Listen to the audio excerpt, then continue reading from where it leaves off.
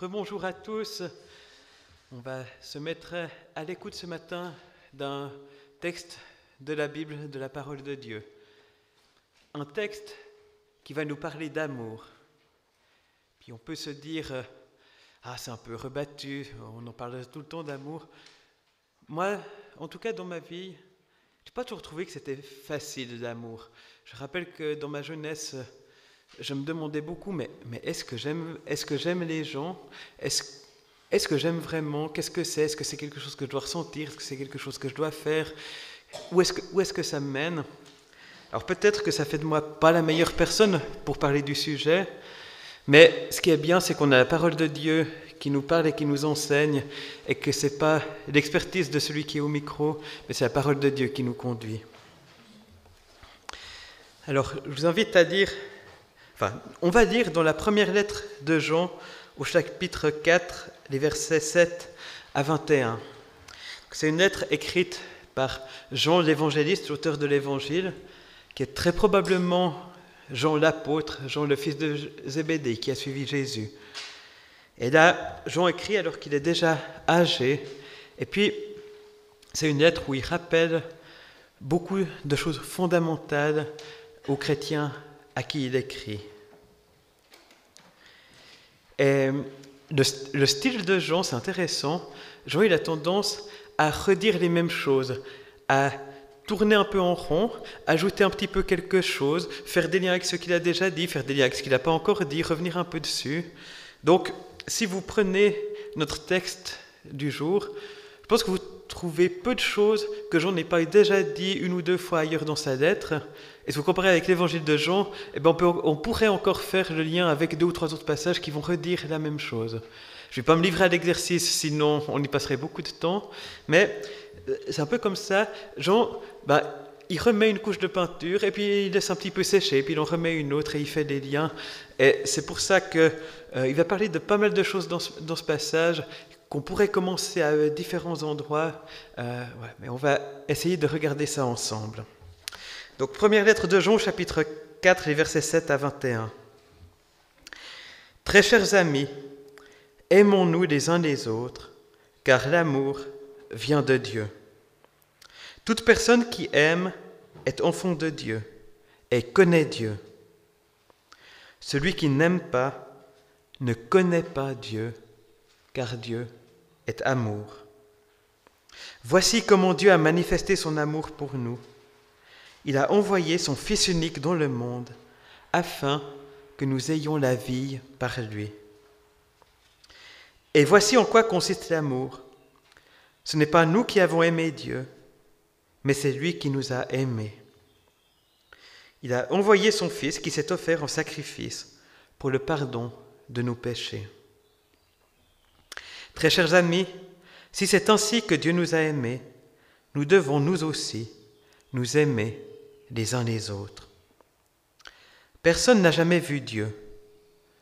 Or, si nous nous aimons les uns les autres, Dieu demeure en nous et son amour se manifeste parfaitement en nous. Voici comment nous savons que nous demeurons en Dieu et qu'il demeure en nous. Il nous a donné son esprit. Et nous avons vu et nous témoignons que le Père a envoyé son Fils pour être le Sauveur du monde. Si une personne reconnaît que Jésus est le Fils de Dieu, Dieu demeure en elle et elle demeure en Dieu. Et nous savons et nous croyons que Dieu nous aime. Dieu est amour. Celui qui demeure dans l'amour demeure en Dieu, et Dieu demeure en lui. Ce que vise l'amour parfait pour nous, c'est que nous soyons pleins d'assurance au jour du jugement. Nous le serons parce que notre vie dans ce monde est semblable à celle de Jésus-Christ. Il n'y a pas de crainte dans l'amour parfait. On craint quand on attend une punition, et donc celui qui craint n'aime pas de façon parfaite.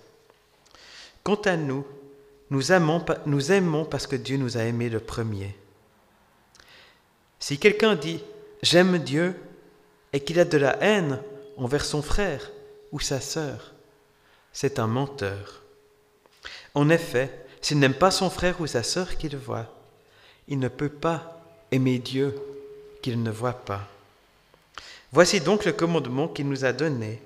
Celui qui aime Dieu doit aussi aimer son frère ou sa sœur. Plusieurs éléments importants qui reviennent dans ce texte. Je vais peut-être commencer par donner le grand schéma de ce que Jean nous dit dans ce texte, sans entrer dans les détails de chaque point, mais pour faire un peu les liens et le schéma. En premier lieu, Dieu est amour. Et Dieu a manifesté son amour envers nous. Il nous a aimés. Et nous sommes appelés à nous aimer les uns les autres comme Dieu nous a aimés. L'amour que nous sommes appelés à nous apporter les uns aux autres, il ne commence pas en nous-mêmes, il commence dans l'amour de Dieu qu'il nous a donné. Et cet amour doit se manifester concrètement, doit se manifester dans la pratique. Et quand nous vivons cet amour les uns envers les autres, nous ressemblons à Dieu qui est amour et nous pouvons avoir l'assurance d'être les enfants de Dieu et de le connaître puisque nous vivons comme lui. Et cela nous donne aussi une assurance pour le jour du jugement. Et le texte ne le développe pas, mais le monde doit aussi voir cet amour que nous avons les uns pour les autres comme manifestation visible de l'amour de Dieu qui est là depuis toujours. Et l'amour que nous avons les uns pour les autres est aussi une manifestation visible de l'amour que nous avons pour Dieu. Notre amour pour Dieu devient concret quand nous nous aimons les uns les autres. Voilà un peu pour la table des matières. Maintenant, je vais revenir au point où Dieu nous a montré qu'il nous aime. Et j'en donne ici deux manières dont Dieu nous a montré son amour. Il a envoyé son Fils unique dans le monde afin que nous ayons la vie par lui. Un peu plus loin, il dit « Nous avons vu et nous témoignons que le Père a envoyé son Fils pour être le sauveur du monde. Si une personne reconnaît que Jésus est le Fils de Dieu, Dieu demeure en elle, et elle demeure en Dieu. » La première manière dont Dieu nous a montré son amour, c'est par l'incarnation, par le fait que le Fils de Dieu, Dieu le Fils, est venu sur cette terre pour nous permettre de connaître Dieu, pour nous permettre d'avoir la vraie vie en lui. Et le Fils de Dieu s'est humilié, s'est abaissé en venant sur cette terre. Il vivait depuis toujours dans le bonheur et la félicité, la présence de Dieu et dans sa gloire. Il est venu vivre une existence humble, une existence méprisée, une existence ouverte à la souffrance, pour nous montrer qui est Dieu, pour nous montrer l'amour de Dieu concrètement et pour nous permettre de connaître Dieu tel qu'il est. Et la deuxième manière dont Dieu montre son amour, il nous le dit au verset 10, « Voici en quoi consiste l'amour. Ce n'est pas nous qui avons aimé Dieu, mais c'est lui qui nous a aimés. Il a envoyé son Fils, qui s'est offert en sacrifice pour le pardon de nos péchés. » À la base de notre amour, il y a l'amour de Dieu qui s'est donné en Jésus-Christ, en sacrifice pour nos péchés. Tous les êtres humains se sont éloignés de Dieu. Tous ont commis des mauvaises actions qui éloignent de Dieu et qui appellent le jugement de Dieu sur nous. Mais Jésus-Christ, Dieu le Fils, s'est donné en sacrifice et mort sur une croix pour prendre sur lui le poids de nos péchés et de nos fautes, prendre sur lui le jugement que nous aurions tous mérité, afin que nous soyons libérés du poids de nos fautes, afin que nous puissions connaître Dieu, afin que nous puissions vivre pour toujours avec Dieu, si nous mettons notre foi en lui. Et c'est en cela que Dieu nous montre son amour. Et c'est un amour qui n'a pas attendu qu'on soit bien, qui n'a pas attendu qu'on ait tout fait juste, qui n'a pas attendu qu'on soit digne de l'amour qu'il nous offre, c'est un amour qui est venu nous chercher et qui s'est donné entièrement. Et ce sacrifice de Jésus, eh bien, il est aussi l'exemple et la mesure de l'amour auquel Dieu nous appelle. Et l'amour auquel Dieu nous appelle, c'est un amour qui se donne pour les autres, un amour qui se donne même à ceux qui ne le méritent pas, à ceux qui ne nous ont pas montré d'amour. Dans certains cercles théologiques, on entend des fois une opposition entre une manière de voir la mort de Jésus sur la croix qui dit qu'il est mort en sacrifice pour nos péchés, ou une manière de voir sa mort qui dit que Jésus est mort pour nous donner un exemple d'amour, de comment nous sommes appelés à nous aimer les uns les autres. Quand on lit Jean, on se dit, si Jean entendit ça, il dirait, mais comment au monde vous pouvez mettre ces choses en opposition ? C'est parce que Jésus s'est donné entièrement en sacrifice pour nos péchés que sa mort est un exemple d'amour.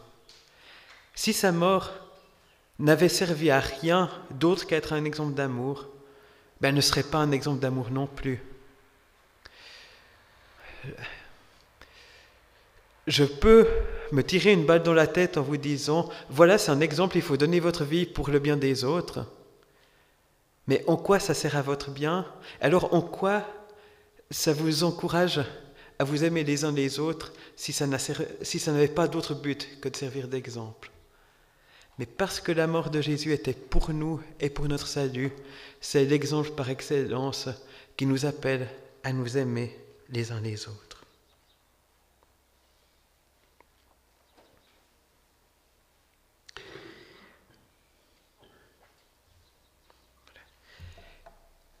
Donc, au cœur de ce passage, il y a bien sûr cet appel justement à s'aimer les uns les autres, à l'image de l'amour de Dieu pour nous, à l'image de l'amour qu'il a manifesté en Jésus-Christ.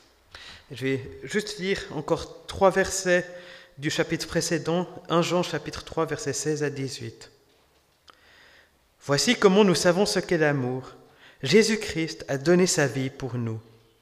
Nous aussi, nous devons donner notre vie pour nos frères et nos sœurs. Si quelqu'un a les moyens de vivre et voit son frère ou sa sœur dans le besoin, mais lui ferme son cœur, comment peut-il prétendre qu'il aime Dieu ?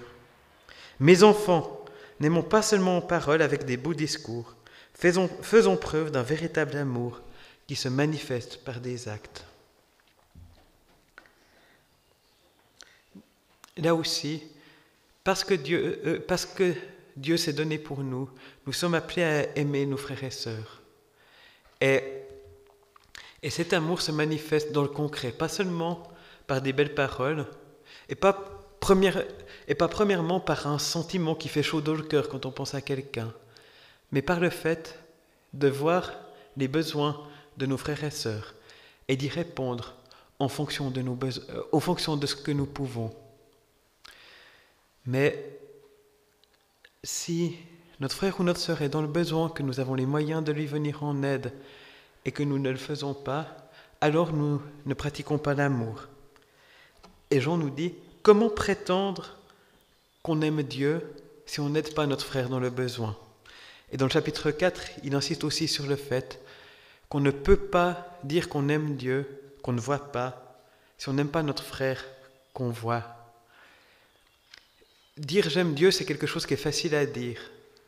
Mais le test de notre amour pour Dieu, c'est comment on va se comporter avec nos frères et nos sœurs qui sont dans le besoin. Et Jean nous dit aussi que quand on pratique cet amour pour nos frères et sœurs, alors nous pouvons savoir que nous sommes des enfants de Dieu. Alors nous avons de l'assurance devant Dieu. Alors nous avons de l'assurance au jour du jugement. Parce que Dieu est amour. Et quand nous pratiquons l'amour, eh bien nous ressemblons à Dieu. Et comme nos enfants nous ressemblent, eh bien nous sommes appelés à ressembler à Dieu notre Père. Et à la base de l'amour que Dieu manifeste pour nous, eh bien, il y a le fait que Dieu lui-même est amour. Dieu est amour de toute éternité, ça fait partie de qui il est. Et vous aurez peut-être noté que dans ce texte, on nous parle de Dieu, on nous parle de son Fils qu'il a envoyé, on nous parle de l'Esprit qu'il met dans nos cœurs. C'est l'enseignement global de la Bible que Dieu est trois personnes, le Père, le Fils et le Saint-Esprit. Il est ces trois personnes de toute éternité, et de toute éternité, le Père, le Fils et le Saint-Esprit s'aiment d'un amour parfait, d'un amour total, d'un amour sans aucune faille. Et si Dieu n'était qu'une personne, il ne pourrait pas y avoir de relation en lui. Il ne pourrait pas y avoir d'amour en lui. Donc Dieu ne pourrait pas être amour s'il n'était pas plusieurs personnes. Si on nie la Trinité, eh bien on nie que Dieu puisse être amour. Dieu pourrait aimer, mais ne pourrait pas être amour parce qu'il lui faudrait quelqu'un hors de lui pour aimer. Et si Dieu a créé l'humanité, ce n'est pas, comme je l'ai entendu parfois, parce qu'il n'avait personne à aimer jusqu'à qu'il nous crée. Dieu est amour en lui-même, il ne lui manquait rien avant de nous créer. Mais il y a tellement d'amour en Dieu que cet amour déborde, que cet amour, il veut le partager à plus et plus et plus de monde. Il a créé l'humanité pour avoir plus de personnes à aimer et pour que ces personnes s'aiment entre elles et que l'amour se multiplie, que l'amour grandisse. Ce projet a été mis en danger par la révolte de l'être humain dans les premiers temps, dès la création. Mais ce projet, Dieu ne l'a pas abandonné. Dieu nous aime toujours. Dieu veut toujours que l'amour existe entre les êtres humains. Et c'est pour ça qu'il est venu nous chercher. C'est pour ça qu'il nous a montré son amour. C'est pour ça qu'il nous appelle à nous aimer les uns les autres. Et c'est pour ça que quand on demande à Jésus quels sont les deux plus grands commandements, il dit d'aimer Dieu de tout son cœur, de toute sa force et de toute sa pensée, et d'aimer son prochain comme soi-même. Parce que c'est pour ça que Dieu nous a créés. C'est ça le vrai but de la vie, c'est ça qui donne du sens et du poids à notre existence. C'est de nous aimer les uns les autres et d'aimer Dieu. De grandir dans notre amour pour Dieu et de manifester notre amour pour Dieu par l'amour que nous aurons les uns pour les autres. Il y a un amour parfait, un amour éternel au sein de la Trinité entre Père, Fils et Saint-Esprit. Je vais me permettre une petite parenthèse qui m'est venue à l'esprit ce matin en finissant de préparer. Dieu est amour, le Père aime le Fils, le Père aime le Saint-Esprit. Et c'est resté vrai au moment où Jésus mourait sur la croix. Jésus a souffert des souffrances atroces, a souffert le rejet de Dieu à notre place. Et pourtant, son Père l'aimait. Il y a une souffrance de Dieu dans la croix, mais ce que je voulais aussi souligner, c'est que Dieu, le Père, aimait assez le Fils pour l'envoyer vivre quelque chose de terrible, mais vivre quelque chose qui allait donner le plus de poids et le plus de valeur à son existence. Avant la croix, Jésus priait, « Si c'est possible que je n'y aille pas, permets que je n'y aille pas. » Il ne voulait pas y aller. Mais aujourd'hui, quand il voit les centaines de millions, les milliards de personnes qui ont été sauvées par ce sacrifice, par ce par quoi il est passé, je ne peux pas imaginer un instant que le Fils regrette d'être passé par la croix. Je ne peux pas imaginer un instant qu'il dise « J'aurais voulu vivre une autre vie, j'aurais eu mieux à faire de mon existence. » Et je crois d'une part que parler de ça, ça nous permet de saisir un peu plus la grandeur de l'amour de Dieu, ce qu'il a été prêt à vivre, pas seulement en mourant sur la croix, mais aussi en étant celui qui donne son Fils pour mourir sur la croix. Et en même temps, ce que je me disais pour nos vies, c'est que si il y a besoin qu'on passe par des choses difficiles, même par des choses terribles, pour que nos vies portent du fruit, pour que nos vies participent à la gloire de Dieu, pour qu'on vive une vie dont on dira « elle a valu la peine ». J'ai fait ce qui valait la peine de ma vie. Eh bien, Dieu peut nous amener à passer par des choses terribles pour que nos vies portent du fruit. Pas parce qu'il est méchant, mais parce qu'il vise plus que notre confort, il vise plus que notre bien-être. Il vise une vie riche, une vie qui a du poids, une vie qui n'était pas en vain, une vie qui participe à sa gloire, une vie où il pourra nous accueillir dans le ciel en disant « Bon et fidèle serviteur, entre dans la joie de ton maître ». Et face à un monde qui est déchu, face à un monde qui est difficile, eh bien souvent, la vie qui rendra le plus gloire à Dieu peut être une vie de difficulté, une vie de souffrance, mais une vie emplie de sa présence, une vie emplie de son amour, une vie qui fait du sens, une vie qui porte du fruit. Que ça nous encourage aussi, parce que des fois la vie est difficile, des fois on sent comme si on était ballotté dans une machine à laver en mode essorage. Mais Dieu sait ce qu'il fait et nous conduit pour que nos vies portent du fruit et servent à sa gloire. Alors, mes frères, mes sœurs, Dieu nous aime et il l'a montré. Recevons son amour et recevons cet amour toujours plus profondément. Et méditons qui Dieu est, méditons ce qu'il a fait pour nous, pour que son amour descende dans nos cœurs et que son amour porte du fruit. Mettons en pratique l'amour que nous recevons de Dieu et l'amour auquel il nous appelle les uns pour les autres. Ça peut nous demander des efforts, ça peut nous demander des sacrifices, mais c'est ça qui est beau, c'est ça qui construit des communautés, c'est ça qui construit des relations, c'est ça qui construit quelque chose qui honore Dieu. C'est ça qui construit aussi quelque chose que le monde pourra avoir. Jésus dit, à l'amour que vous aurez les uns pour les autres, le monde saura que vous êtes mes disciples. Relevons le défi de nous aimer avec tout de qui nous sommes, avec les ressources que nous avons, avec le temps que Dieu nous donne. C'est exigeant, mais c'est beau. Et nous n'apprendrons pas à aimer plus en nous mettant de la pression, en nous culpabilisant, en nous disant qu'on devrait faire plus. Nous apprendrons à aimer plus en recevant toujours davantage l'amour de Dieu, en vivant son amour et en nous encourageant les uns les autres. Je crois aussi que plus on se manifeste de l'amour les uns aux autres, plus ça nous encourage aussi à le vivre et à le manifester. Alors que Dieu nous donne toujours plus son esprit qui déverse son amour en nous pour que nous le vivions et pour que ça déborde. Amen. Et puis,